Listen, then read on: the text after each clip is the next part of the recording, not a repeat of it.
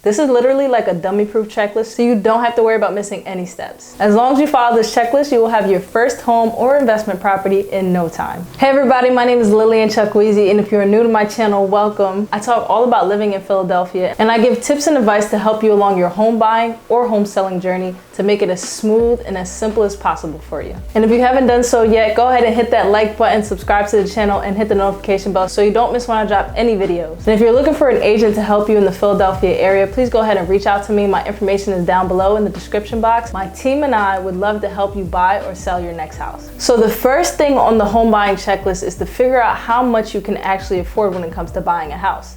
Now, obviously, you do go through the pre-approval process, but we will get there. The first step on this list is to figure out how much you actually want to spend on the house. And your two biggest factors in the beginning before you purchase your house to consider are your purchase price and the monthly payment. Now, key factor here is to not fall in love with anything unattainable. Usually home buyers are really excited in the beginning of their home buying journey, and they start to look at all these different houses, and they pretty much start to get attached with homes that don't actually fit within their budget. So it's important, yes, to search for houses, but you don't want to fall in love with these houses that you may or may not be able to buy. So having a budget will allow you to set the standard for your price range. One way you can figure out a budget for your house is by determining your debt to income ratio. Now, this is something that a lender will calculate, but you should definitely calculate it yourself so you have an idea of what you're looking at. And if you're unfamiliar with the debt to income ratio, it simply means your monthly expenses versus your monthly income. So basically, it's all your bills divided by your monthly income. So obviously that could be your utility bills, your student loans, any car payments, child support, any bills that you have, you take that and you divide it by your monthly income. So let's say, for example, my total monthly expenses equal out to $2,500 a month,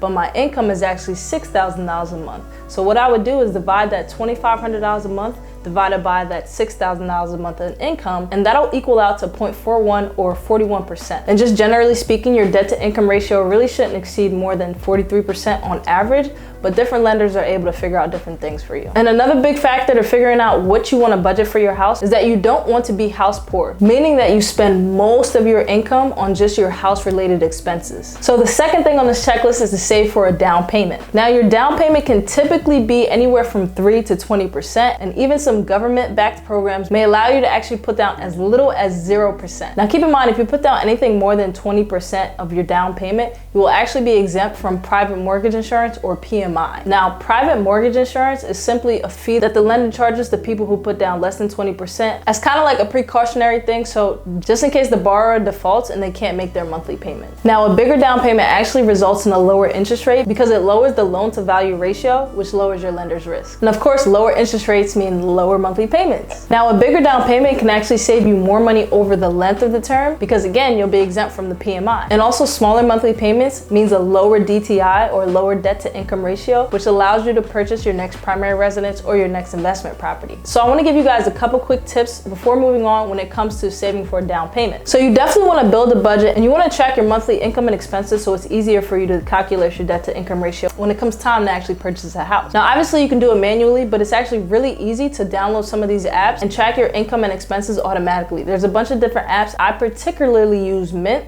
so you could try that app out. Now, another quick tip when it comes to saving for a down payment is to set up automatic savings. And by that, I mean you can use apps like Acorns, which basically rounds up your expenses and puts them automatically into a savings account. So for example, if you spend $99.50, it'll actually round it up to $100, and it'll just take that 50 cents and put it in whatever savings account that you attach to the app. It may not seem like it's a lot, but when you're constantly making purchases throughout the days, weeks, months, and years, it definitely adds up to a lot. And another thing you can do when it comes to saving up for a down payment is to simply increase your income by taking on maybe a part-time job, maybe working extra hours at your current job, or starting a side hustle. Now, me, I love side hustles because you can get really, really creative, but it's really up to you and what time that you have and what you're willing to do. Now, we all know the typical side hustles like DoorDash, Uber, Lyft, and all that stuff, even GoPuff. Those are really, really great side hustles that people are taking advantage of, simply doing it on their own time whenever they get off work and being able to put a couple extra $100 in their pockets every single week. Another really great side hustle that is not new, that actually Gary Vee talks about a lot, is just simply going garage selling or just selling the stuff that's in your current house. There's a lot of junk that we have in our spaces that we really don't take the time to think about, but we can probably make a quick profit off of it. So make sure you check around your house,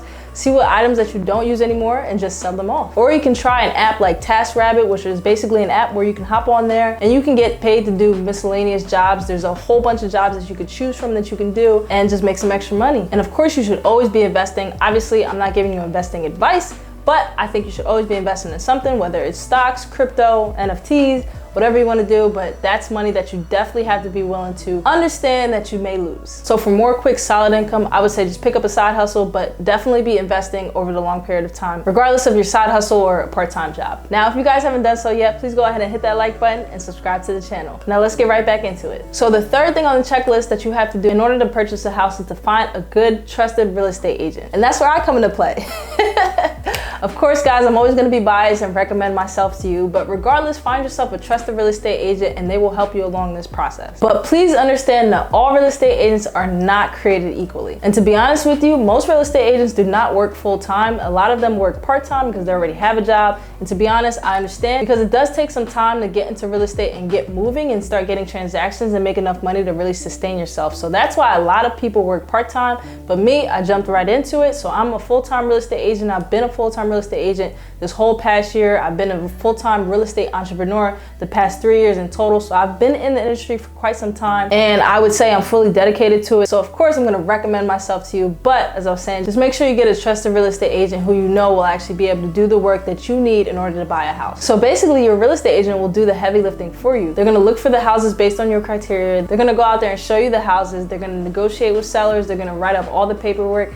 They're gonna do a lot for you. So it's just best to get a real estate agent instead of trying to do it yourself. And the right real estate agent will go above and beyond in order for you to get what you're looking for. Also, your real estate agent will get you connected with a mortgage lender, and that's when you will fill out the pre-approval mortgage application. And you absolutely need a pre-approval before you start shopping for homes, because the moment that you find a home that you like and you wanna put in an offer, a seller will absolutely need to see a pre-approval letter from you, because otherwise they will not even look at your offer. So that's where step 4 comes into play, is to get a pre-approval. Now, a pre-approval is very different from the pre-qualification process. The pre-qualification is basically when I and the mortgage lender collect basic information from you. But the pre-approval is different because at this point, because the mortgage lender will actually pull your credit report, they'll decide on the pre-approval amount for you. They'll help you choose. They'll give you options as to which loan is best between the FHA, a VA, conventional, all the different loan options. They'll also include the length of the loan and more information on your pre-approval letter. And honestly, it's best practice to get pre-approved by at least 2 to 3 different lenders so you can compare and decide on which quote is best for you.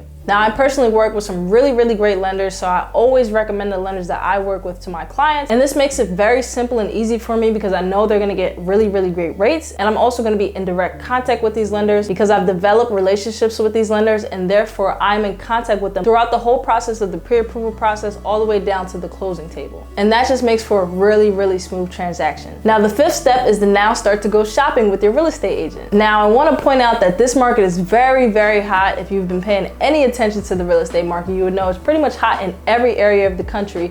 But it's important to not get overwhelmed. Philly is especially super hot, and if you guys haven't done so yet, make sure you go ahead and check out my Philadelphia real estate market video. I'll put that down below in the description. But I made that in December 2021. We just hit 2022, so it's still very relevant, so make sure you go check out that video. So if you guys don't know, basically there's very low inventory with the combination of a high buyer demand, which is basically leading buyers to pay over market value. But during this process, you want to be upfront as possible with the real estate agent that you're working with so they can figure out exactly what you're looking for, so they can point you in the direction of the houses that you would most likely be interested in. Now, obviously it's important to be flexible because you may or may not find exactly what you're looking for, especially because the market is so hot. And you have to understand the perfect house that you're looking for may or may not be an option because this market is super hot, and you might just not have the knowledge about what exactly is on the market in relation to what you qualify for, which is why your real estate agent is there to educate you. But you definitely have to be willing to be flexible in this market because of how hot it is. So your offer being accepted will really be dependent on your price and the terms that you offer to a seller. Some buyers are even going as far as to waive inspections. Now, granted, I don't ever suggest that my clients waive inspections, but some buyers are comfortable with doing that, and if that's their choice, then that's their choice. In one of my previous deals, my buyer actually decided to waive inspections because we got beat on so many houses where other buyers were offering no inspection. But thankfully in this deal, my buyer felt confident enough between the solid foundational structure and the mechanical systems in the house, she felt comfortable enough to actually make an offer with no inspections,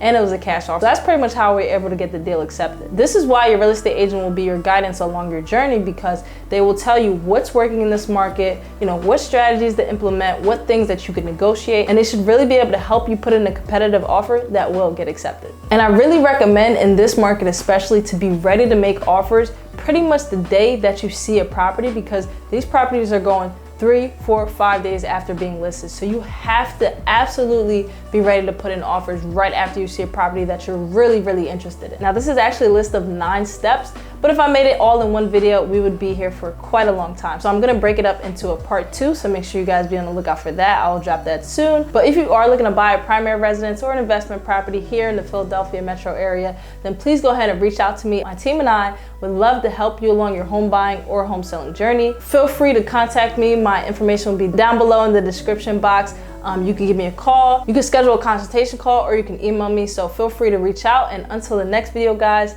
make sure you stay safe and stay blessed.